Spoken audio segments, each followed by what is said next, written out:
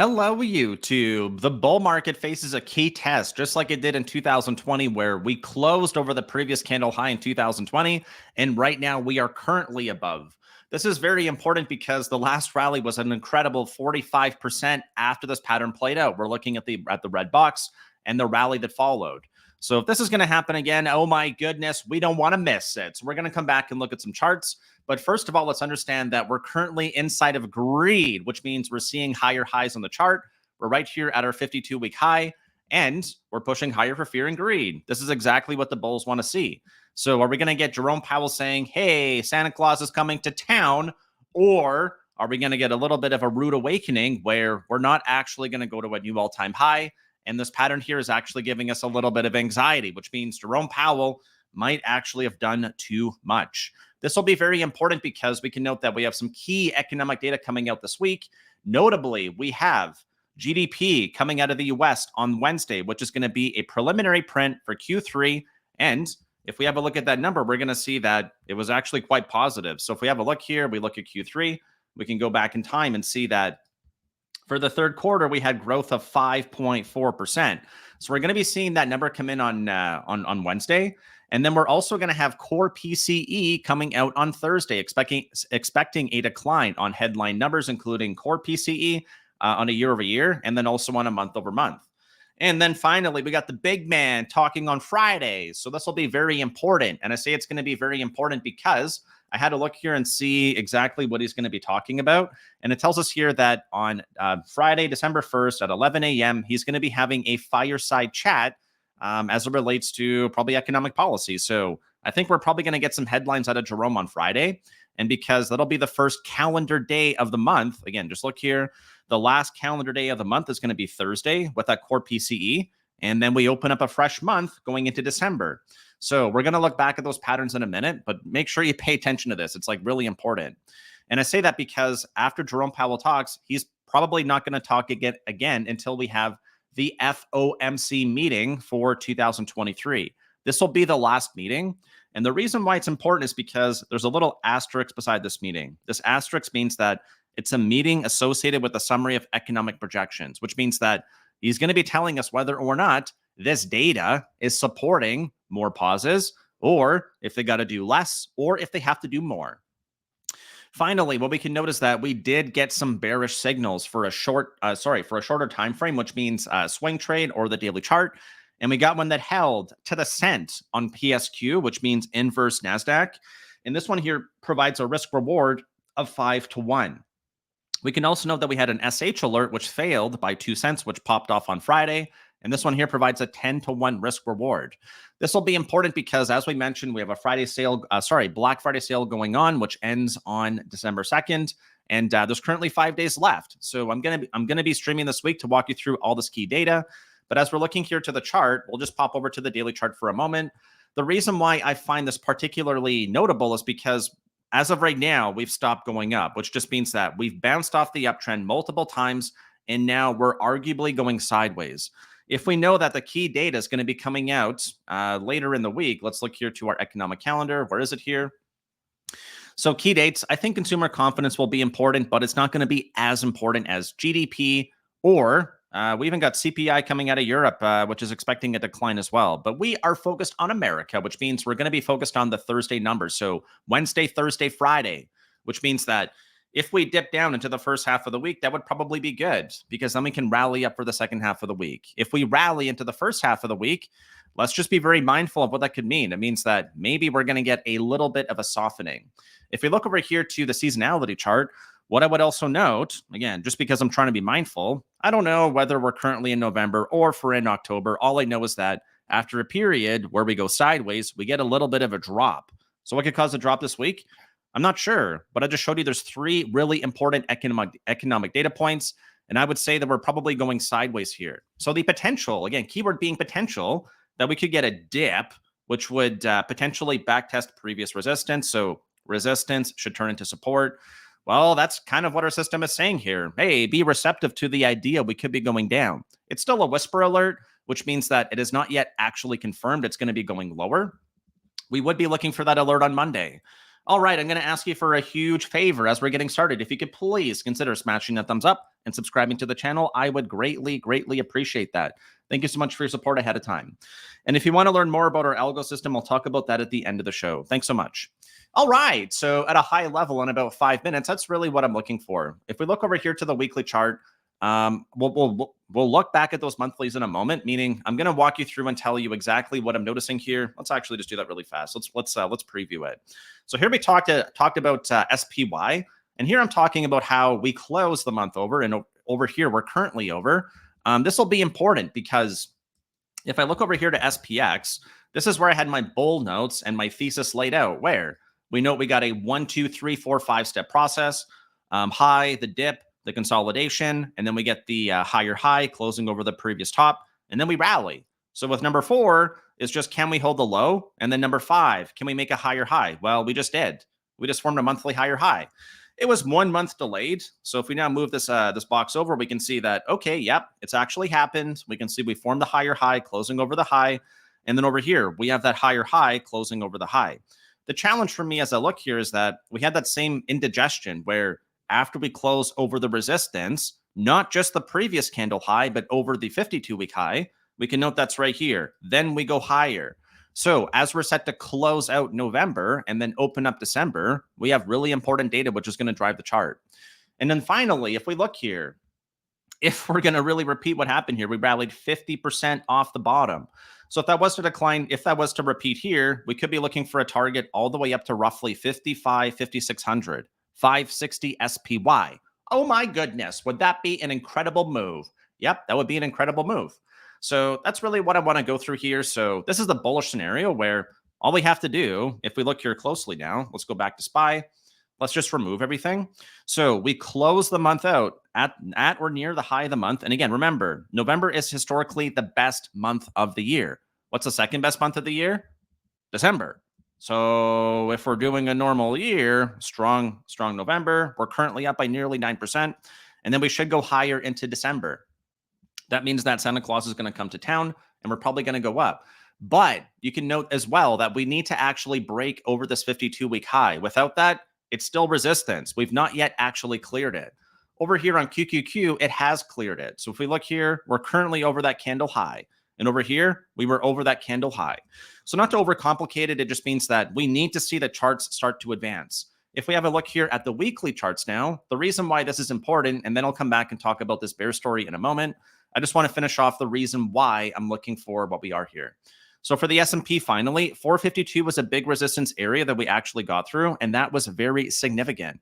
But if we look over here to QQQ, the chart looks strong, right? It looks like it's over the candle high. We're seeing a little bit of an upper wick, but it still doesn't give me any big warnings. But if I drill down to what actually makes up QQQ and what actually makes up SPY and its biggest weightings, this is where I see a little bit of a warning. What's the warning? We went through this on the stream on Friday as well, by the way. So what do we know? We're just looking at one pattern here on every single one of these. We're going to go through each trillion-dollar company one by one, and I'm just looking to see whether or not it closed above the previous candle high. Apple did not. Apple closed below the previous weekly high. What is that? We closed up by 28 cents. It's technically a higher low and a higher high, but it's a failed breakout, which means it failed to hold the previous resistance zone. If we look here at Microsoft held it. So Microsoft actually closed over the previous candle high. That is a pass. So Microsoft passed. If we move on here, so far that's one pass, one fail. Google, fail. It's below the previous candle high. If we have a look here at Amazon, let's go back to Amazon. It's below the previous candle high. So far we got how many fails? We got 1, 2, 3 fails, and we got one pass. So this one here, fail. It's below the previous candle high. Nvidia, what do we have? Well, this one's below the previous candle high. It's actually a bearish engulfing pattern. So what do we note? Higher high, lower low, and we close below the previous candle low. That is not a pass. That's a bearish engulfing pattern. It's pretty bearish. I'm not going to lie. Moving forward here to Meta. Not by much, but it's a failed breakout. So we only have one chart, which is actually passed so far, which is Microsoft. And then what do we have here for Tesla? It's an inside bar. So consolidation, it's up by $1, basically 0.5%. So out of all those companies, there's only one that passed. So what's dragging up the S&P? Well, it's basically everything else.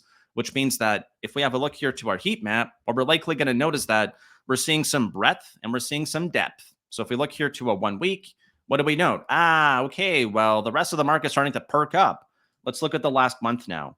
Yep, the rest of the market is starting to catch up, which is good because that's what the bulls want to see. Now we're going to go to that bearish story. All right, let's go to the bearish story. So the bearish story is that number one, we have a bearish signal, which has been trying to go off for a while. I'm not going to lie.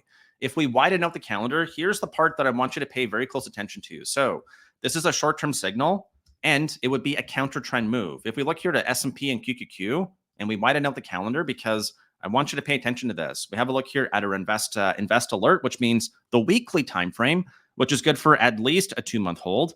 These ones are above. S&P alerted us at 433 on November 3rd, and the same thing for QQQ, and we're up by 5% and 6% respectively. So this would be a counter move. It would be a corrective wave, whatever you want to call it. So there's our previous resistance. This would turn into support, but we're getting a preview that we could be getting a drop. It could happen next week. It could happen the following week. I just don't know. We've only just really started going sideways too. But if this dip turns into more, that's what I want to be mindful of. And now I'm going to walk you through exactly what that would mean. Do we buy greed or sell greed? Well, we sell greed. But the market can keep going higher. It can go into extreme greed. If you look at the timeline here, we're going to note that when the market hits extreme fear, right? Extreme fear, just like it did back in October of last year, it actually makes it all the way up to extreme greed. So we want to start selling greed, but we don't liquidate. We raise stops. So extreme fear, and then we go up here to extreme greed. We hit extreme fear. We hit it a couple of times, 1, 2, 3 times. And now greed is good, but we want to sell extreme greed. That's the thing we want to focus on. And then if we're going to get Jerome saying, oh my goodness, did I see that SPX chart? Well, let's go through that now because I don't want to scare you. I just want you to be receptive to the idea that maybe we could be going lower. So we went through the bull scenario. Now let's look at the bear scenario. Let's remove everything here and let's go to a simple line chart. Why? Because a simple line chart is going to tell us the story here. All we're looking at here is going to be a candle close on the monthly. And now I want you to pay attention to one thing here. I'm going to take a screenshot and we're going to do this together. Hopefully you're enjoying the show. Again, one more time, if you wouldn't mind, please considering smashing that thumbs up and subscribing to the channel. I would greatly, greatly appreciate that. And hopefully all the Americans had a beautiful Thanksgiving and they're feeling good after celebrating with family and friends. All right. So what do we have? We have an incredible move higher. We get a monster dead cat bounce, and then we come back up to our relative high, which means we form kind of a shoulder, a head, and then a shoulder. The key thing here is that we fail to get above this zone. This zone is what we're going to look at on the chart. So because we're awfully close to resistance, and if we don't actually get there, when everything tells us that seasonality should drag us higher, inflation data is good, if that doesn't happen, well, this could happen. This could be the start of a bear market, right? The return of the bear. Let's look back to our chart now. So there's our incredible rip, right? Our incredible move, right? We go up incredibly high, monster dead cat bounce. And then where are we right now? Okay. Let's zoom in a little bit closer because I want you to really pay attention to this. We're roughly around the same area where we formed that head and shoulders here. Look, we got a shoulder, we got a shoulder, we got our head. That's a head and shoulders. Shoulder, head, shoulder. Shoulder, head, shoulder. Where are we right now? We're right around that previous area, which means we're digesting the same neckline where we failed. That's where the bear market started, right here. So after we got that right shoulder, the market's just dropped. It dropped 20%. So like we're right around that same area here. And if we fail here, meaning we don't actually claim this relative high, we're not going to go to we're not going to go test the previous all-time high. So I just want to be very mindful of this because I think if I read complacency, we just have to cool off before the next big rally. Well, if you watch the first part of the video, I told you, hey, we have to just cool off for the next big rally. And that's what I've been hearing a lot of people say. So I'm not saying it's time to be scared. I'm not saying we should look like Jerome here. I'm just saying let's be extremely mindful of what the data could do this week. That's pretty much it. That's my story. So now I've laid out why we could go lower. I've talked about how for that to happen, if we look back to the chart here for a moment, it's nice that we're getting a rejection. That would be some confirmation, but we're not truly going to be getting the confirmation. We're going to be going down until we start forming lower highs and lower lows and closing below previous candle lows.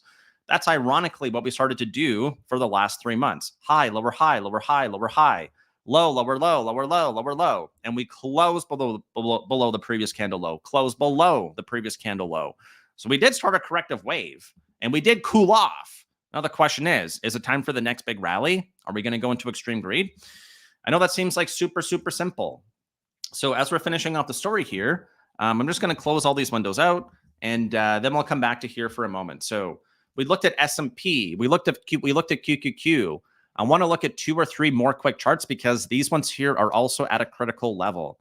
I quickly scanned these before I hopped on, and when I look here to the dollar, which is likely going to tell us whether or not we're going to be seeing pressure on the S&P, meaning when the dollar goes down, S&P usually goes up. And on the month, the dollar is currently down by 3%. Remember, the S&P is up by nearly 9. Look at the number right here, 8.87. So because if we go back to the dollar now, DXY or Dixie, we can note that we probably got a 3% boost, or about 1/3 to 1/2 of the gains on the month for the S&P are actually from the dollar weakening. But what do we note? Well, I would note that we're pointing up, which means we're in an uptrend, which means the dollar wants to rally, and it's currently on a key pivot. The key pivot for me is the leg from the last big bear market. And the same thing happened here, right? Monster dead cat bounce. There's our nasty cut. There's the reversal. It's a psychology chart all over again. It's just like here, all the way up, monster dead cat bounce, all the way down, and then the recovery. So now where we currently sit is also important because remember, what used to be resistance acted as support. Now we're going to find out whether it acts as support again as we're approaching an apex, which means a crossroads. A crossroads just means that we're going to find out whether or not we're going to continue higher at this angle of ascent. Remember, we looked at S&P over here on the 1-day chart, and we noted that it's starting to lose the uptrend here. It doesn't mean it's going to go down. It just means that at this angle of ascent, if we use a trend angle, we're going to find out exactly what the angle of the trend is. This one right here is about a 65-degree angle. It's pretty acute, which means it's a sharp uptrend. I know that probably confuses you a bit, so just know that we would have to fall below about 102, 101 to actually lose the uptrend. But then we got $100 psychological support, and then we got 98.7. And I'm not sure if this thing starts to reverse, that's going to add pressure to the dollar. But as of right now, I'm not sure. Right, it's at the low of the month, which would imply we're going to see more downside momentum. This is likely also going to be driven by all that key economic data we have out this week. Finally, we're going to look at the VIX. Why? It's not even in the teens anymore. It's at 12. So 12 is not a teen. 12 means that the market is calm, cool. It is not worried about anything. There's no need for insurance. It's time for a sugar rally, right? It's time to get the punch bowl back, and it's time for us to go higher. The challenge here is this could be forming a massive W. We're currently down by 31% of the month, or it could be a head and shoulders, and now we're getting those knees and toes where we're not going to rally from here. I would note that 12 is pretty much on the bottom end of support, right? We don't really go much below 10. So the closer we are to here, it just means that the risk of a bout of volatility starts to increase. All right, 2 more quick things I want to show you here. Let's just make sure we don't forget about anything. I want to look at these ones here. We looked at these, let's look at the weekly chart actually. So this one here, we talked about this one a few weeks ago. At the same time, we got bullish on the market. So this right here shows us S&P 500 stocks above or below their 50 DMA. And we talked about how we were deeply oversold when only it was roughly 1 in 10 stocks or 10%. Every previous time we got to 10, those were nice rallies, right? Happened in May of 2022, happened in September. That was the bear market bottom. That's the SVB crisis. And here's our current low. Every single time we went from extreme readings on the negative side, roughly 1 in 10. And then we went all the way up here to where we are right now. Now it's about 3 out of 4 stocks or 75%, which are up. Look what happened. Incredible rally up, comes back down. Incredible rally up, comes back down. Incredible rally up, comes back down. Are we going to get that incredible rally up that starts to come back down? Or are we going to start to go sideways? Make sure you pay attention to this.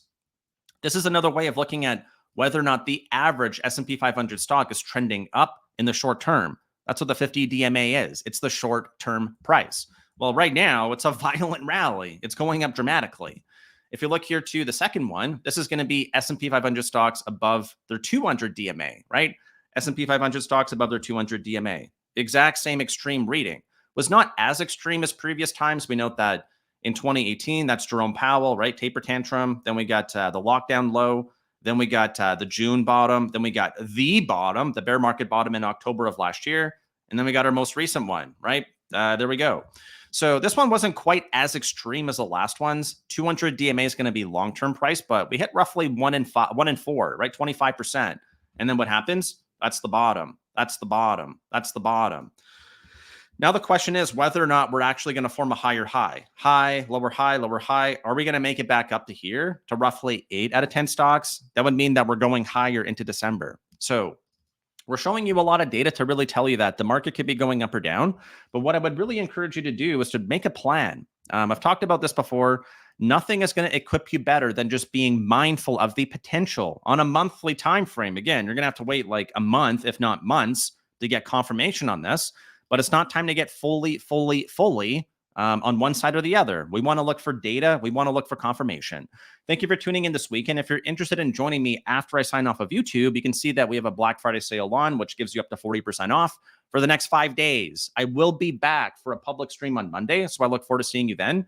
And if you want to learn more about our system, I will also leave a link to the video here on the left-hand side, which explains how our system works. If not, thank you so much for tuning in, and I look forward to seeing you on the next video. Thank you again.